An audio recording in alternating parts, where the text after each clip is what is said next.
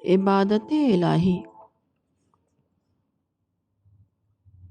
قرآن میں حکم دیا گیا ہے کہ اے لوگو، اپنے رب کی عبادت کرو جس نے تم کو پیدا کیا، اور ان لوگوں کو بھی جو تم سے پہلے گزر چکے ہیں، تاکہ تم دوزخ کے عذاب سے بچ جاؤ۔ البقرہ 21۔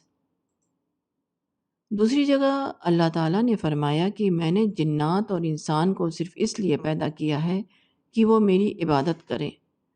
الذاریات 56۔ عبادت کا مطلب انتہائی خضوع اور عاجزی ہے۔ اس سے مراد وہ کیفیت ہے جو ایک انتہائی طاقتور کے مقابلے میں انتہائی عاجز کے اندر پیدا ہوتی ہے۔ خدا ہر قسم کی طاقتوں کا خزانہ ہے۔ اسی نے انسان کو وجود بخشا ہے۔ جو کچھ انسان کو حاصل ہے وہ سب کا سب خدا کا عطیہ ہے۔ خدا اول سے آخر تک انسان کے اوپر کامل اختیار رکھتا ہے۔ ایسے خدا پر یقین سے آدمی کے اندر جو کیفیت ابھرتی ہے اسی کا نام عبادت ہے۔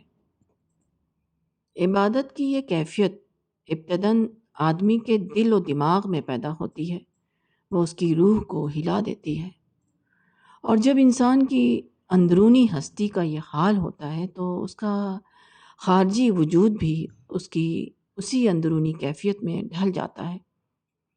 آدمی ہمتاً اپنے آپ کو خدا کے آگے ڈال دیتا ہے۔ اسی ڈال دینے کی ایک متعین صورت کا نام نماز ہے۔ جب آدمی کا دل عبادت کے احساس سے سرشار ہوتا ہے اور اس کا جسم عبادت گزار جسم بن جاتا ہے تو اس کے لازمی نتیجے کے طور پر اس کی روزمرہ کی زندگی میں عبادت گزاری کی روح پیدا ہو جاتی ہے۔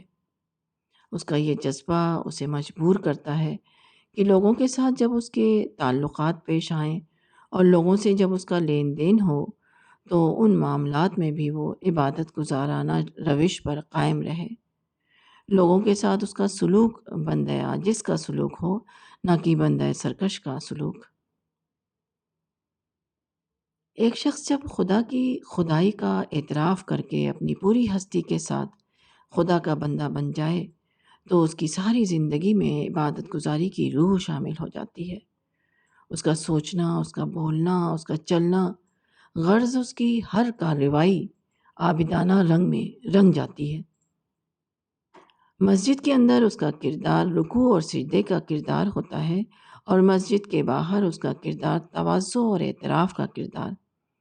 ایک اعتبار سے وہ عبادت گزار انسان ہوتا ہے اور دوسرے اعتبار سے ذمہ دار انسان۔